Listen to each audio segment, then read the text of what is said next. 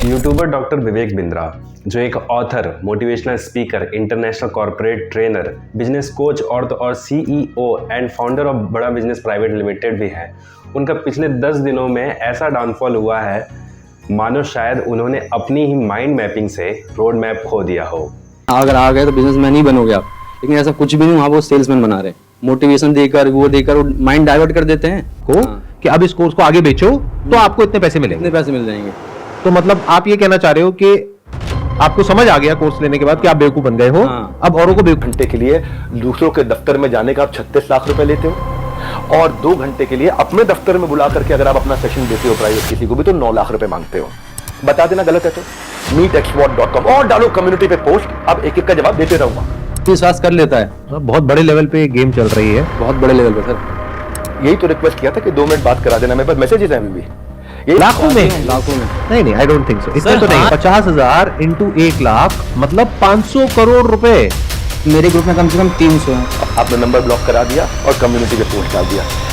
भाई लोग आप पे भरोसा करते हैं, इसका गलत इस्तेमाल नहीं करना चाहिए भाई। इतना रिक्वेस्ट कर रहा हूँ, बहुत प्यार से तो बोल रहा हूँ आपको मैं। आपने प्यार से सवाल उठाए, मैं भी प्यार से सवाल उठा रहा हूँ आप पे। लड़ाई एक्चुअल में सच और झूठ की है, ये लड़ाई एक्चुअल में सही और गलत की है। तो ये सब शुरू होता है सोनू नाम के इस बंदे से, जो एक पुराने वीडियो में बताते हैं कि वो सीए की तैयारी कर रहे हैं और प्रैक्टिकल्स नहीं होने की वजह से वो बोर हो चुके हैं, जिस वजह से वो बड़ा बिजनेस ज्वाइन कर रहे हैं। मैं सीए कर रहा हूँ, मेरे को जो मैं पढ़ाई कर रहा हूँ उसमें मेरे को लिटरली इंटरेस्ट नहीं आ रहा था कि मतलब जो मैं पढ़ाई कर रहा हूँ उसमें प्रैक्टिकल चीज़ दिख नहीं रही थी। तो मैंने ना बिलियनर्स प्रोग्राम की लॉन्चिंग जब देखी तो उसमें मैंने देखा कि जो लोग सिखा रहे हैं वो बिलियनर्स लोग हैं, मतलब प्रोफेसर जो बिलियनर्स प्रोफेसर हैं। और तो मैंने जब वो वीडियो देखी तो मेरे को क्लियर हो गया, हाँ मेरे को यही तो सीखना था मेरे को। मैंने वो जब देखा, हाँ यही वही सीखना था, यही सीखना था, मेरे को क्लियर हो गया वो देखने के बाद। फिर एक दिन वो यूट्यूब पे संदीप माहेश्वरी की वीडियो में दिखाई देते हैं।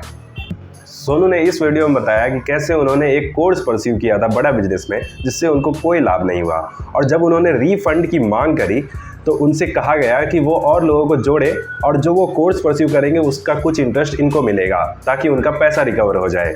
इन शॉर्ट, जैसे मैंने आपकी मदद की, आप 3 लोगों की मदद करेंगे और उनसे कहेंगे कि वो 3 की मदद करें। तो 3 into 3 9 into 3 27 27 into 3 81 जब 3 करेंगे तो 243 into 3 729 लोग जब 3 की मदद करेंगे तो 87 into 3 into 3 19,683 into 3 19,50 into 3 1,77,147 लोगों ने जब 3 की मदद की तो,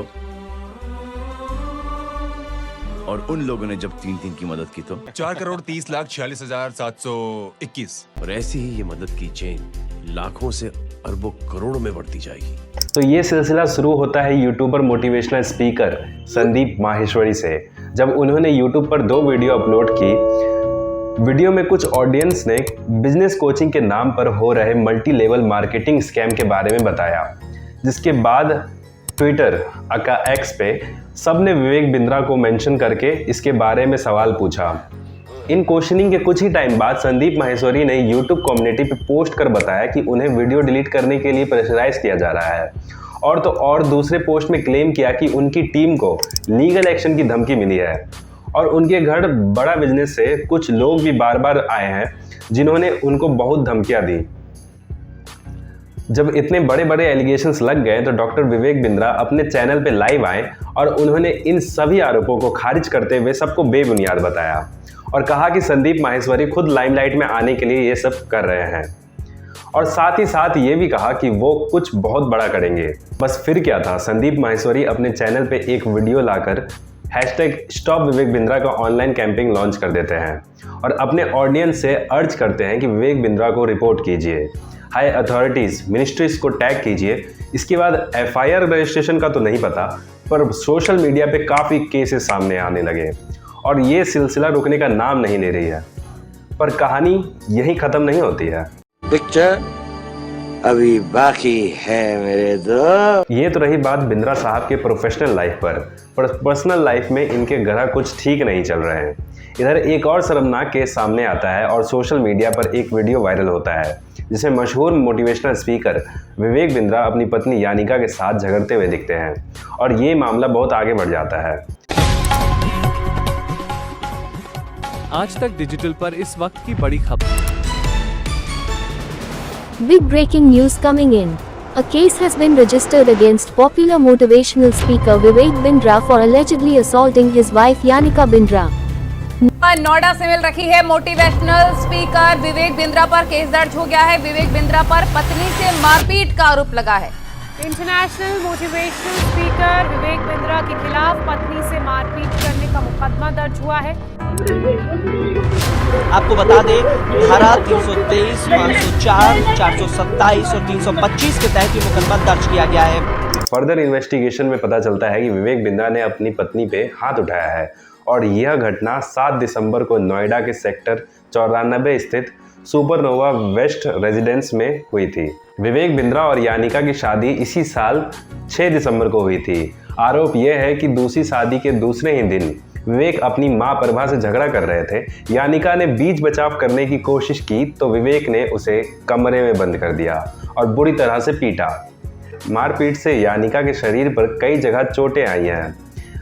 उनके कान से सुनाई नहीं पड़ रहा है और बाल भी नोचे गए हैं और ये नतीजा हुआ कि 14 दिसंबर को गाजियाबाद निवासी वैभव ने कोतवाली सेक्टर 126 में अपने बहनोई मोटिवेशनल स्पीकर विवेक बिंद्रा के खिलाफ बहन के साथ मारपीट का मुकदमा दर्ज करवाया था। आज औरत को नीच रूप में देखा जा रहा है। अरे नीच देखने वालों, आप अपने देश अपने घर को नीच कर रहे हो उस समय। क्यों? क्योंकि ना तो देश आगे बढ़ रहा है ना आपका परिवार आगे बढ़ रहा है। मानसिकता की दिक्कत है। फिलहाल नोएडा पुलिस इस मामले की जांच कर रही है। यानिका की मेडिकल रिपोर्ट के आधार पर आगे की कार्रवाई की जाएगी। विवेक बिंद्रा जो लोगों को प्रेरणा देते हैं, उनका अपनी पत्नी के साथ ऐसा व्यवहार निंदनीय है। यह घटना समाज के लिए एक शर्मनाक उदाहरण है। आशा है कि पुलिस इस मामले में निष्पक्ष जांच करेगी और दोषी को सजा मिलेगी। ऐसे घटनाओं, ऐसे केसेस को देख हमें सीख मिलती है कि क्यों सोसाइटी में मीडिया लिटरेसी जैसे टॉपिक पर बात होनी बहुत ज़रूरी है। क्यों लोगों को समझना ज़रूरी है कि इनके cars, luxury penthouse and farmhouses को देखकर झांसे में नहीं आना चाहिए और क्रिटिकली इवेल्युएट करना चाहिए, एग्जामिन करना चाहिए कि ये कितना सच बोल रहे हैं और कितना झूठ। दोनों को मिलाकर ही आप एक डिसीजन ले सकते हैं कि इनके कोर्स को परस्यू करना चाहिए या नहीं। हम इस केस को देखकर विवेक बिंद्रा को पूरी तरह गलत नहीं बता सकते हैं क्योंकि कोर्सेज तो सभी बेचते हैं और विवेक बिंद्रा के कोर्स को ही खरीद कर कितनों ने लाखों कमाए हैं। वो गलत हैं अनटिल एंड अनलेस अगर उन्होंने मल्टी लेवल बिजनेस को सच में अपनाया है और 100% लोगों को दावा किया है कि वो उनको करोड़पति बना देंगे।